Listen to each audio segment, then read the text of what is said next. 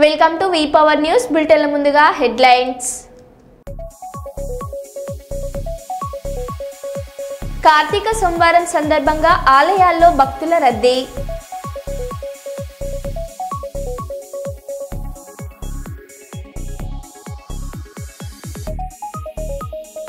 భారతదేశ అంతరిక్ష పరిశోధనలో మరో ఘనత.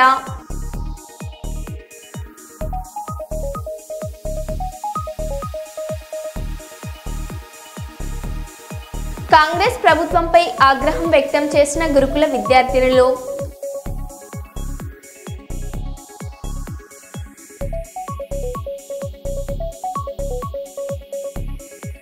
ఎమ్మెల్యే కాళ యాదయ్యకు నిరసన సెగ.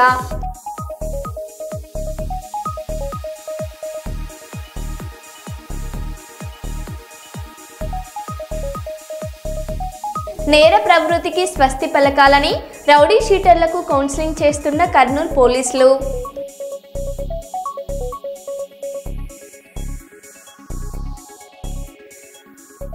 ఇక వివరాల్లోకి వెళ్తే, షూస్తో ఆలయంలోకి ప్రవేశించిన దేవాదాయ శాఖ మంత్రి ఆనం రామనారాయణ రెడ్డి మరియు బాడీగార్డ్స్ అంటే ప్రైవేట్ ఆలయం అయితే దేవుని దగ్గరికి స్లిప్పర్స్ వేసుకోవచ్చా? దీనిని తీవ్రంగా ప్రతిఘటించాలి.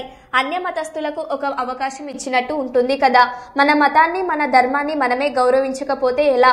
ఈ సంఘటన శ్రీకాకుళం జిల్లా కాశీబుగ్గ శ్రీ వెంకటేశ్వర స్వామి ఆలయంలో దృశ్యాలు. శ్రీ వెంకటేశ్వర ఆలయంలో మంత్రితో పాటు ఎమ్మెల్యే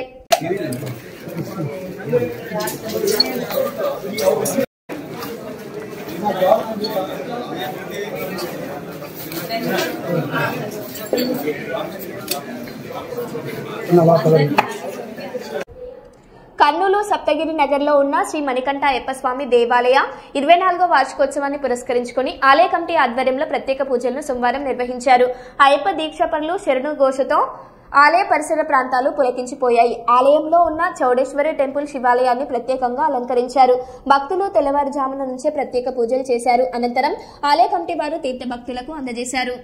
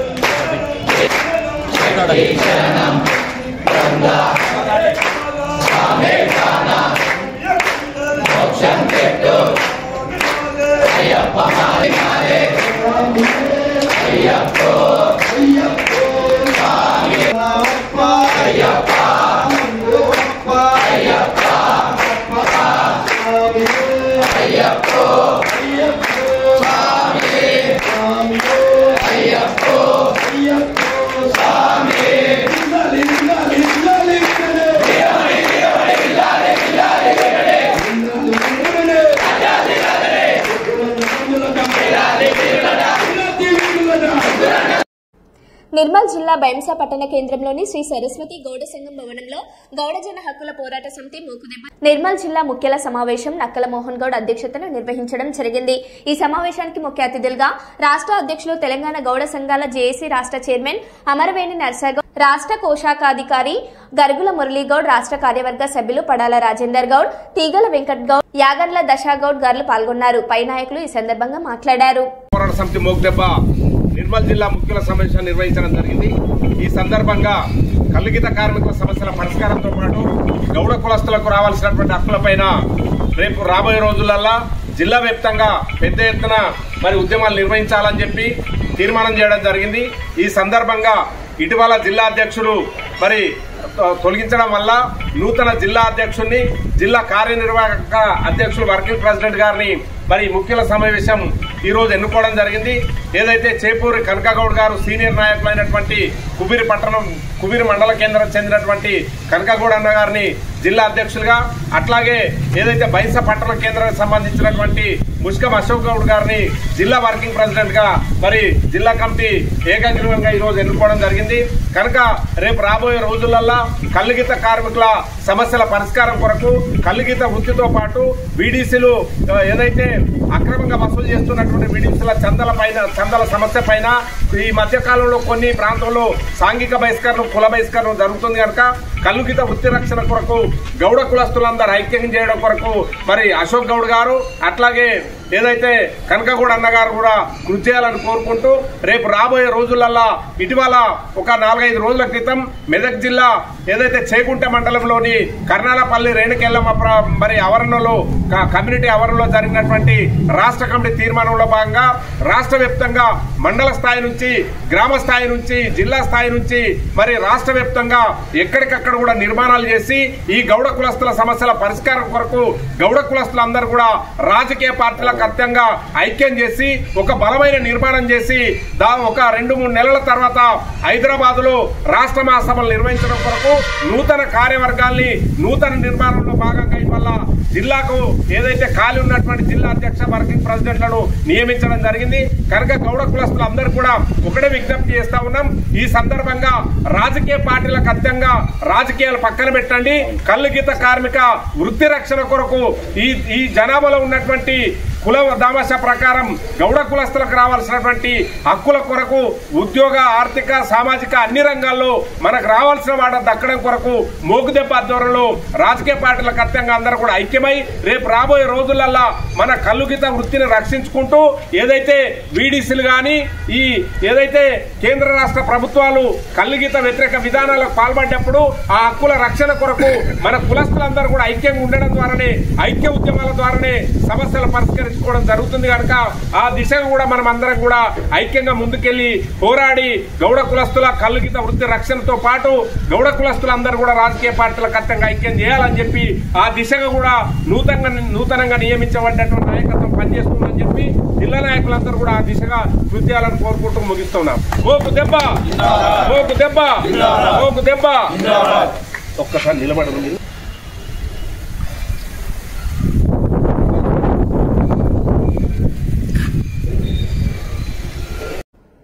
పవిత్ర కార్తీక మాసం సందర్భంగా మహిళలు పెద్ద ఎత్తున దీపారాధనలో పాల్గొంటున్నారు. ఈ క్రమంలో పెద్దపల్లి జిల్లా రామగుండంలోని ప్రముఖ మార్కండేయ శివాలయంలో 1,00,000 దీపారాధన మహోత్సవాన్ని నిర్వహించారు. ఈ వేడుకలలో పెద్ద ఎత్తున మహిళలు పాల్గొని దీపారాధన చేశారు. కార్తీక మాసం సందర్భంగా ప్రతి ఏడాది పెద్ద ఎత్తున ఈ కార్యక్రమం నిర్వహిస్తున్నట్లు కార్యక్రమం నిర్వాహకులు బండారి రాయమల్లు తెలిపారు.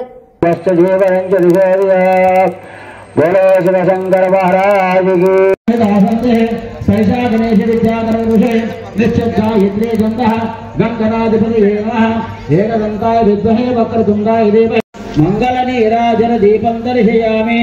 नीराजनानन्तरं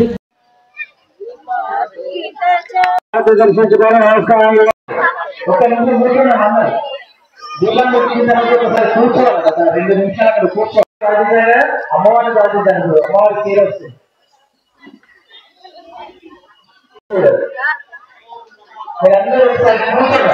దీపావళి వేసినప్పుడు కూర్చుంటే ఒక ఫోటో తీసుకోవాలి. అందరూ కూర్చోండి.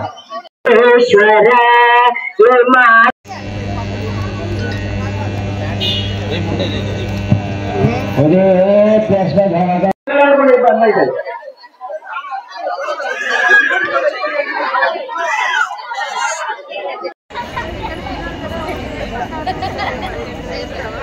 సంవత్సరాల 1,00,000 దీపారాధన కార్యక్రమంలో భాగంగా మార్కండేయ శివాలయంలో గత 10 సంవత్సరాలుగా 1,00,000 దీపారాధన కార్యక్రమాన్ని మా అధ్యక్షులైనటువంటి మంచిగడ్డ భిక్షపతి గారి ఆధ్వర్యంలో ఉత్సవ కమిటీ ద్వారా సభ్యులందరూ కూడా కలిసికట్టుగా పనిచేస్తూ ఈ 10 సంవత్సరాలు 1,00,000 దీపారాధన కార్యక్రమాన్ని విజయవంతానికి సహకరిస్తున్నారు. అదేవిధంగా మన గోదావరిఖని పట్టణ ప్రాంతంలో ఉన్నటువంటి ప్రజలందరూ, భక్తులందరూ కూడా ఈ 1,00,000 దీపారాధన కార్యక్రమానికి వారి సహాయ సహకారాలు అందిస్తూ చాలామంది భక్తులు, మహిళా భక్తులు ఎక్కడెక్కడ నుండో వచ్చేసి మన మార్కండేయ శివాలయంలో దీపోత్సవానికి చాలా కృషి చేస్తున్నారు. ఈ కార్యక్రమాన్ని ఇంత విజయవంతం చేయడానికి మన ఆలయ ప్రధాన అర్చకులైనటువంటి రాఘవాచారి గారు ఈ యొక్క కృషి చేస్తున్నారు. అదేవిధంగా మరి ఇంకా 4 రోజులు ఈ కార్యక్రమం నిర్విఘ్నంగా నిర్వహించడం జరుగుతుంది. మరి పౌర్ణమి రోజు, కార్తీక పౌర్ణమి రోజు జ్వాలాతోరణము నిజంగా కూడా కని విని ఎరిగినటువంటి రీతిలో మన మార్కండేయ శివాలయంలో జ్వాలాతోరణం ఏర్పాటు చేస్తున్నాము. ఇంతవరకు కూడా చక్కటి ఈ యొక్క జ్వాలాతోరణం ద్వారా ఇక్కడ ఉన్నటువంటి పట్టణ ప్రజలందరికీ కూడా సుఖశాంతులు అష్టైశ్వర్యాలు కలగాలని ఆకాంక్షిస్తూ ఈ యొక్క 10 సంవత్సరాలు విజయవంతానికి కృషి చేసినటువంటి మా ఉత్సవ కమిటీ అధ్యక్షులకు మంచిగడ్డ భిక్షపతి గారికి ధన్యవాదాలు తెలియజేస్తున్నాం. వైఎస్ఆర్సీపీ మాజీ మంత్రి జోగి రమేష్ అక్రమ అరెస్టును ఖండించిన తిరువూరు నియోజకవర్గం మైనార్టీ అధ్యక్షుడు జాకిర్ కల్తీ మద్యం గుట్టురట్టు చేసినందుకే జోగి రమేష్ అక్రమ అరెస్ట్ చేశారని అన్నారు.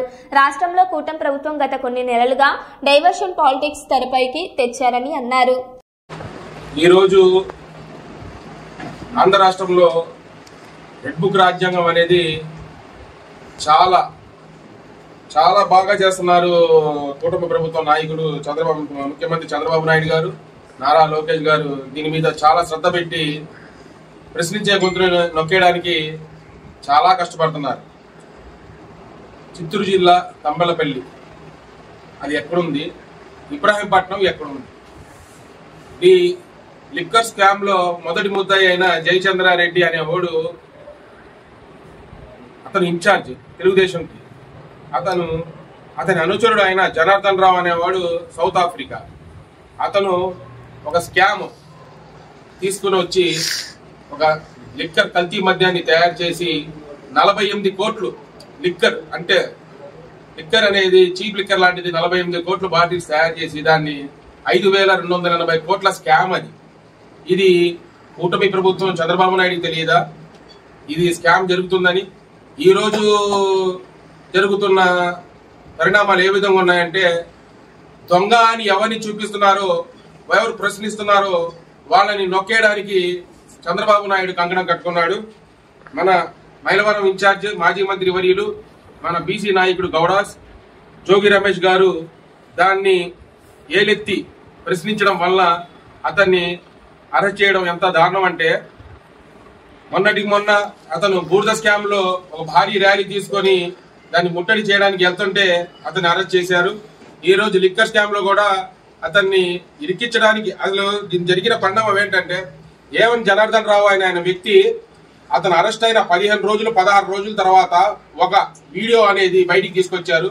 రిమాండ్ లో ఉన్న వ్యక్తికి ఆ వీడియో ఎలా వచ్చింది, ఆ ఫోన్ ఎవరిచ్చారు, ఎవరి ద్వారా అది బయటకు వచ్చింది, దీనికి ఎవరు కారణం, దీనికి లోకేష్ సమాధానం చెప్తాడా, లేకపోతే చంద్రబాబు నాయుడు సమాధానం చెప్తాడా, లేకపోతే పోలీస్ డిపార్ట్మెంట్ సమాధానం చెప్తుందా? ఒక రిమాండ్ లో ఉన్న వ్యక్తికి ఫోన్ ఎక్కడి నుంచి వచ్చింది, ఆ ఫోన్ ద్వారా ఆ మెసేజ్ బయట సోషల్ మీడియాలో ఎట్లా హల్చల్ చేసింది, దీనికి ఎవరు కారణం, దీనికి ఏ విధంగా మీరు చూస్తున్నారు నాకైతే అర్థం కావట్లేదు. కానీ ఇది కావాలని చెప్పేసి ఏవన్ జనార్దన్ రావుతో మీరు ఒక వీడియో రిలీజ్ చేయించి నాతో వ్యాపారం చేయించి జోగి రమేష్ అనే మంత్రి గారు చేయించారని చెప్తున్నాడు కదా. ఈ రోజు అతను ఏ విధంగా మీకు పరిచయం అయ్యాడు, అతనితో మీకు ఎన్ని సంవత్సరాల నుంచి పరిచయాలు ఉన్నాయో, 2023 నుంచి మాకు పరిచయాలు ఉన్నాయని చెప్పేసి ఏవన్ జనార్దన్ రావు చెప్తున్నాడు. 2023లో కనుక వైసీపీ గవర్నమెంట్ లో ఉన్నట్టయితే ఆ రోజు జోగి రమేష్ గారు మీతోనే కలిసి వ్యాపారం చేసేవాడు కదా, అతనే ఎందుకు పట్టించాలో మిమ్మల్ని? ముద్దాయంని మిమ్మల్ని ఏవన్గా మీకు ఆల్రెడీ అక్కడ స్కామ్ జరుగుతుందని చూపించిన వ్యక్తిని మీరు అరెస్ట్ చేశారు. అంతటిగా ఇంకొక మాట ఏంటంటే, అతను కనకదుర్గమ్మ సాక్షిగా ఒక అమ్మవారి గుడిలో డైరెక్ట్ గా అతను ఒక కర్పూరం చేతిలో పెట్టుకుని అమ్మవారి సాక్షిగా అతను ఇచ్చేసాడు. దానికి మీరు సమాధానం చెప్పలేకపోతున్నారే. తిరుపతి వెంకటస్వామి ప్రమాణం చేశాడు, దానికి మీరు సమాధానం చెప్పలేకపోతున్నారే. మీరు అందరూ కేవలం ప్రశ్నిస్తున్నారు అని చెప్పి ఏ వైసీపీ నాయకులు ఎవరు ప్రశ్నిస్తున్నారో ఈ రోజు మెయిన్ దీనికి కారణం ఏంటంటే, మొన్న తుఫాన్ బాధితులకి రైతులకి 15 లక్షల ఎకరాల పొలాలు నష్టమైతే ఎక్కడ వైసీపీ ప్రభుత్వం పోరాడుతుందని దాన్ని డైవర్షన్ చేయడానికి నిన్న కాశీబుగ్గ వెంకటేశ్వర స్వామి గుడిలో దాంట్లో 10 మంది చనిపోయారు, ఇంకా దానికంటే ఎక్కువే చనిపోయి ఉండొచ్చు. దాన్ని డైవర్షన్ చేయడానికి ఇది ఎక్కడ కూటమి ప్రభుత్వం మీద ఎక్కడ మీద పడతారో వైసీపీ నాయకులు అని చెప్పేసి ముందు దీన్ని డైవర్షన్ చేయాలని చెప్పేసి చంద్రబాబు నాయుడు ఆయన వీళ్ళందరూ కలిసి జోగి రమేష్ గారు అరెస్ట్ చేయడానికి మెయిన్ నిదర్శనం ఇదే. ఎప్పుడైనా చంద్రబాబు నాయుడు గారు ఏ మీద అతని మీద ఏ బురద చల్లుతుందో ఆ రోజు మరుసటి రోజే ఒక నాయకుడిని అరెస్ట్ చేయడం అతనికి ఒక వ్యసనం లాగా తయారైంది. ముందు ప్రజలకు చేసిన హామీలు చేయకుండా ప్రశ్నించే గొంతు నొక్కడానికి ఎన్ని రోజులు మీరు నొక్కుతారో అన్ని రోజులు మీరు ప్రశ్నిస్తూనే ఉంటాం. ఏ రోజు మీరు ప్రజలకి ఏ ఒక్క హామీ నిలబెట్టకపోయినా ఇవాళ జగో రమేష్ గారు అరెస్ట్ చేసిన నాయకుడు ఒక నాయకుడు పోతే ఇంకో నాయకుడు వస్తాడు, దాన్ని ప్రశ్నిస్తూనే ఉంటాడు. దీన్ని మాత్రం మేము ఉపేక్షించలేదు. దీని గురించి ఎంత దూరం అయినా పోరాటం చేయడానికి మేము సంసిద్ధంగా ఉన్నాం. జోగి రమేష్ గారిని అరెస్ట్ ని మా మైనార్టీ తరఫున తీవ్రంగా ఖండిస్తున్నాం. కాశీబుగ్గ ప్రమాదంలో గాయపడి చికిత్స పొందుతున్న బాధితులకు రాష్ట్ర ప్రభుత్వం ప్రకటించిన ఆర్థిక సహాయాన్ని శ్రీకాకుళం జిల్లా యంత్రాంగం తక్షణం అందజేసింది. బాధిత కుటుంబాలకు అండగా నిలవాలన్న లక్ష్యంతో జిల్లా కలెక్టర్ స్వప్నిల్ దినకర్ పుండకర్ స్థానిక శాసనసభ్యులు గొండు శంకర్ తో కలిసి ఆదివారం ఉదయం వారికి చెక్కులను అందజేశారు. రాగులోని జెమ్స్ ఆసుపత్రిలో చికిత్స పొందుతున్న 3 బాధితులను కలెక్టర్ ఎమ్మెల్యే స్వయంగా పరామర్శించారు. వారి ఆరోగ్య పరిస్థితిని అడిగి తెలుసుకున్నారు.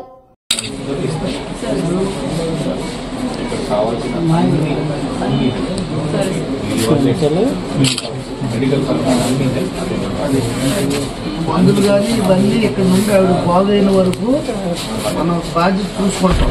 ఈ 3 లక్షల రూపాయలు ఖర్చుల కోసం మీకు అది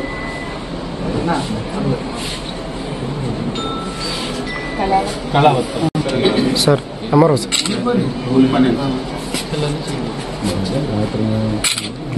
ఓకే సార్.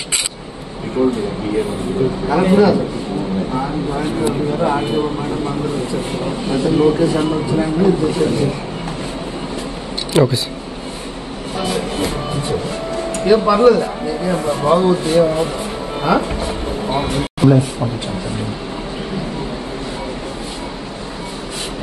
హైదరాబాద్ నగరంలో వర్షం మొదలైంది. అమీర్పేట్, మాదాపూర్, గచ్చిబౌలి, హైటెక్ సిటీ వంటి పలు ప్రాంతాల్లో భారీగా వర్షం కురుస్తోంది. దీని కారణంగా రహదారులు జలమయం అయ్యాయి. హైదరాబాద్ తో పాటు పలు జిల్లాలలో తేలికపాటి నుంచి అతి భారీ వర్షం కురిసే అవకాశం ఉందని హైదరాబాద్ వాతావరణ కేంద్రం హెచ్చరించింది.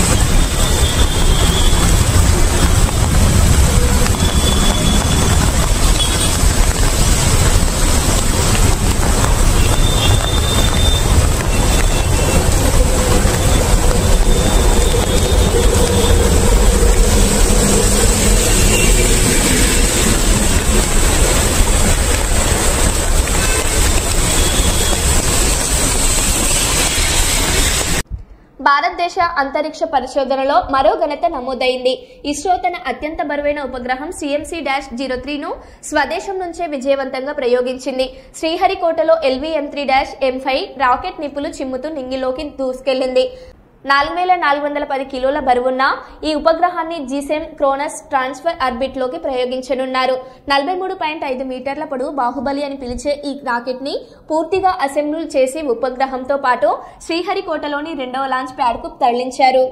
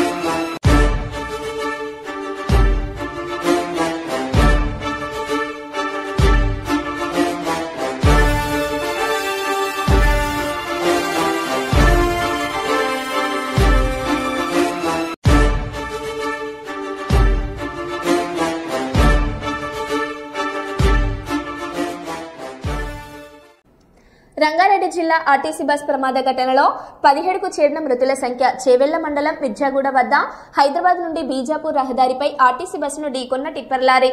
ఈ ప్రమాదంలో డ్రైవర్తో పాటు 17 మంది మరణించినట్లు సమాచారం. మృతుల సంఖ్య ఇంకా పెరిగే అవకాశం ఉందని తెలుపుతున్న అధికారులు.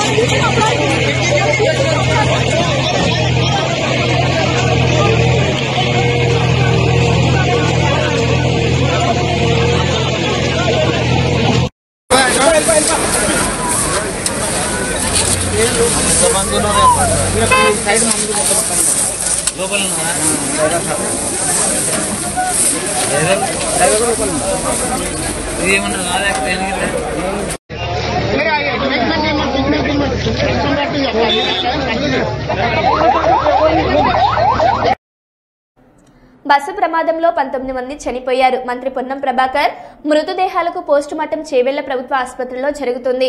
మృతుల్లో 10 మంది మహిళలు, 8 మంది పురుషులు, ఒక చిన్నారి. 19 మందిలో 13 మంది మృతులను గుర్తించిన పోలీసులు, వారి కుటుంబ సభ్యులకు సమాచారం అందించిన పోలీసులు. మృతుల కుటుంబాలకు 5 లక్షల ఎక్స్గ్రేషియా, క్షేత్రగాత్రులకు 2 లక్షల పరిహారం, గాయపడిన వారికి మెరుగైన వైద్యం అందిస్తున్నాం.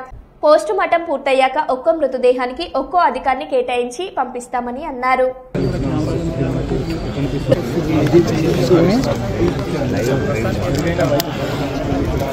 ముందు ఓకండి మన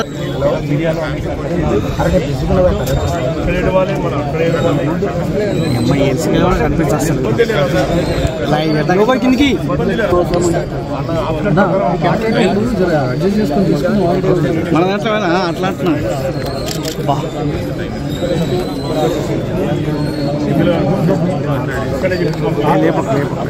వాటన్నిటికి సంబంధించిన విషయం లోపల మేము ఫస్ట్ గా టాప్ ప్రయారిటీగా మెడికల్ ట్రీట్మెంట్, 2 చనిపోయినటువంటి కుటుంబాలకు సంబంధించి, దాని తదుపరి అక్కడ ఉన్నటువంటి ఫెడరల్ సంబంధించిన విషయం లోపల ప్రయారిటీ చేస్తాం. దయచేసి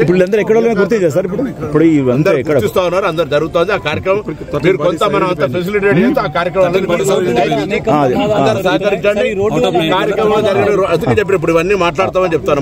ఇప్పుడు ఎంతమంది గుర్తించారు సార్? రోడ్డు గురించి మాట్లాడతాం. రోడ్డు ఎప్పుడు ఎందుకు లేట్ అవుతుంది, ఏం జరుగుతున్నాయని వివరాలన్నీ తెలుసు కదా. ఇప్పుడు మృతుల బంధువులు ఆవేదన వ్యక్తం చేస్తారు. తప్పులే, వాళ్ళ గురించి వాళ్ళు మాట్లాడిన దానికి ఎవరేమంటారు బ్రదర్, వాళ్ళు మాట్లాడిన దానికి ఎవరేమంటారు. అందుకే దాని డెప్త్ డిస్కషన్ స్కోప్ ప్రయారిటీ కదా. ఇప్పుడు సురక్షితం అదే చేస్తారు. ఎదురుగా గుర్తుంది ఆర్టీసీ బస్ ఏం చేయమంటావు? ఎదురుగా గుర్తుంది కూడా ఆర్టీసీ బస్ తప్పైనా డ్రైవర్ చేస్తుంటే. అందుకే నేను చెప్తాను, road safety is the top most priority. రవాణా శాఖ తరఫున రోడ్డు భద్రతకు సంబంధించి ప్రజలను అవగాహన కలగడానికి పాఠశాల స్థాయి నుంచి చేస్తున్నాం. ప్రభుత్వం ఎన్ని నిబంధనలు తెచ్చినా, ఎన్ని చెకింగ్స్ చేసినా ప్రజల సహకారం అవసరము. నేను తెలంగాణ ప్రజలుగా దేశవ్యాప్తంగా యాక్సిడెంట్లు జరుగుతున్నాయి, 100 మంది చనిపోతా ఉన్నారు. రోజు తెలంగాణ రాష్ట్రంలో 20 మందికి తక్కువకుండా చనిపోతా ఉన్నారు. వాటిని నివారించడానికి డేంజర్ స్పాట్స్ ను రిమూవ్ చేస్తా ఉన్నాం R&B శాఖతో సమన్వయంగా. అంతేకాకుండా ఎక్కడెక్కడైతే ఫిట్నెస్ కావచ్చు, ఇతరత్ర అంశాల మీద ట్రాన్స్పోర్ట్ డిపార్ట్మెంట్ సీరియస్ గా యాక్ట్ అవుతా ఉంది. బట్ ఇది నెగ్లిజెన్సీ, ఒక ఇన్సిడెంట్ ఒక యాక్సిడెంట్ గా మారినప్పుడు తప్పకుండా దాన్ని విచారణ చేసి అన్ని రకాల చర్యలు తీసుకుంటారు. గుర్తించారు సార్ దాని బాడీస్.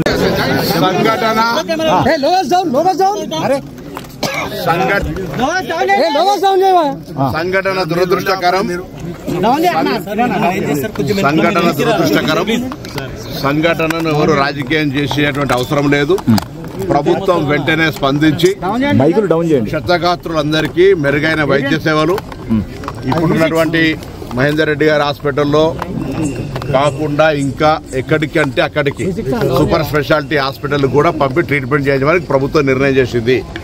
అదేవిధంగా చనిపోయినటువంటి వాళ్లకు అందరికీ ఇక్కడనే పోస్ట్ మార్టం చేసి వాళ్ళ యొక్క బాడీస్ను వాళ్ళ కుటుంబ సభ్యులకు అందజేయడానికి నిర్ణయం తీసుకుంది. ఈ దుర్ఘటన ఈ సంఘటన మీద విచారణ కూడా ప్రభుత్వం ఆదేశించింది. దాంతో పాటుగా మృతుల కుటుంబాలకు సంబంధించి ప్రభుత్వం తరఫున 5,000, ఆర్టీసీకి సంబంధించి 2,000, మొత్తం 7 లక్షల రూపాయలు ఇమ్మీడియట్గా తక్షణంగా గౌరవ ముఖ్యమంత్రి గారు ప్రకటించినారు. చికిత్స కొరకు గాయపడినటువంటి వాళ్ళందరికీ కూడా 2 లక్షల రూపాయల ఆర్థిక సహకారం అందజేయడం జరుగుతుంది. దీని తదుపరి కూడా కొంత ఇంకా పేదలు ఉంటే అక్కడ ఉండేటువంటి పరిస్థితులలో ప్రభుత్వం మాననీయ కోణం నుంచి పరిశీలన చేస్తే తప్ప ఎక్కడ కూడా ఎవరికి ఇబ్బంది కలిగే విధంగా ఉండదు. ఇందులో ఇదొక దుర్ఘటన. దీనికి సంబంధించి రాజకీయాలు మాట్లాడేటువంటి సరి అయినటువంటి సమయం కాదు. రోడ్డు లేదా ఇతర తదితర విమర్శలకు సంబంధించినటువంటి వేదిక కాదు ఇది. వాటి మీద తదుపరి మళ్ళీ మాట్లాడదాం. విచారణకు ఆదేశించినాం. మృతుల కుటుంబాలను ఆదుకుంటా ఉన్నాం. క్షతగాత్రులకు సంబంధించినటువంటి సరి అయిన మెరుగైనటువంటి చికిత్స అన్ని రకాలుగా మొత్తం మా ప్రభుత్వ ప్రతినిధులు అందరం కూడా ఇక్కడ ఉన్నాం. మొత్తం ప్రభుత్వం ఏంది ఇప్పుడే టెలికాన్ఫరెన్స్ చీఫ్ మినిస్టర్ గారు, చీఫ్ సెక్రటరీ గారు, గౌరవ ఈ జిల్లా ఇన్ఛార్జి మంత్రి శ్రీధర్ బాబు గారు, మా ఆర్టీసీ ఎండీ, సిపి గారు, కలెక్టర్ గారు, అందరు ఉన్నతాధికారులంతా కూడా ఇప్పటిదాకా టెలికాన్ఫరెన్స్ చేయడం జరిగింది. తక్షణమే అన్ని రకాల చర్యలు తీసుకోవాలని అన్ని డిపార్ట్మెంట్లకు సంబంధించిన అధికారులకు ఆదేశాలు ప్రభుత్వం ఇచ్చింది. కంకరకు సంబంధించినటువంటి టిప్పర్ గుర్తిన సంగతి మీరు చూసినారు. ఇది ఇన్సిడెంట్, యాక్సిడెంట్. దాని మీద విచారణ. మరో బులెటిన్లో మళ్ళీ కలుద్దాం. Stay tune.